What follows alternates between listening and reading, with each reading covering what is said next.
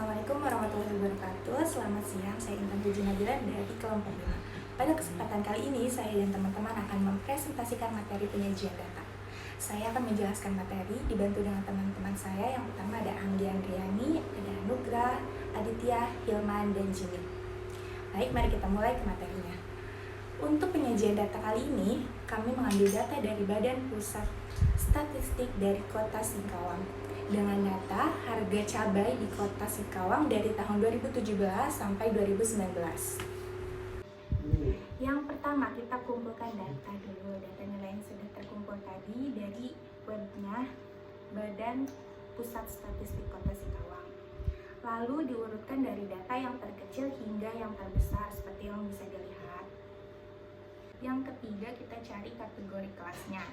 Nah, cara menghitung jumlah kelasnya itu dengan rumus 1 ditambah 3,22 dikali log n.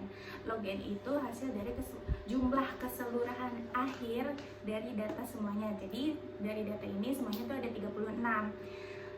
Jadi 1 ditambah 3,22 dikali log 36. Nah, log 36 itu 1,556. 1 ditambah 3,22 dikali 1,556 dan hasilnya itu 6,169032. Mencari interval kelasnya, kita memakai rumus nilai tertinggi dikurang nilai terendah per jumlah kelas. Nilai tertinggi dari data tersebut yaitu 86.667 dikurangi nilai terendahnya 25.933 dibagi 6. Hasil dari nilai tertinggi dikurang nilai terendah adalah 60.734 dan dibagi jumlah kelasnya 6. Hasilnya 10.122. Untuk mencari perhitungan frekuensi, nilai terendah ditambah dengan hasil interval kelas, yaitu kita mendapatkan 6 frekuensi. Yang kedua itu ditambah 1 dari 35.776 sampai dengan 45.618, kita mendapatkan 3 frekuensi. Dan selanjutnya 45.619 sampai dengan 55.461 kita mendapatkan 4 frekuensi dan seterusnya sampai selanjutnya. Yang kedua, penyajian data. Yang pertama interval kelas pertama mulai dari 25933 sampai 35775 dengan frekuensi 6. Selanjutnya mencari tepi kelas. Untuk mencari tepi kelas bisa dihitung tepi bawah kurangi 0,5. Tepi bawah itu bisa dilihat dari interval. Yang kiri adalah tepi bawah dan yang kanan itu tepi atas. Untuk mencari tepi bawah bisa dikurangi 0,5 dan untuk mencari tepi atas bisa ditambah 0,5 seperti di gambar. Selanjutnya mencari nilai tengah atau median. Untuk mencari nilai tengah kita bisa lihat dari interval kelasnya lagi. Untuk kelas pertama 25933 sampai 35775 dan nilai tengah 30854 itu diambil dari nilai tengah-tengah antara interval kelas 1 atau di antara 25933 dan 35775. Selanjutnya frekuensi kumulatif. Untuk mencari frekuensi kumulatif kurang dari, kita bisa mengambilnya dari bisa melihat dari frekuensi yang di awal. Yang pertama 6. Untuk frekuensi kurang dari, yang pertama 6. Terus selanjutnya untuk ke bawahnya bisa ditambahkan dan dilihat dari frekuensi yang sebelumnya. Contohnya 6 tambah 3 sama dengan 9.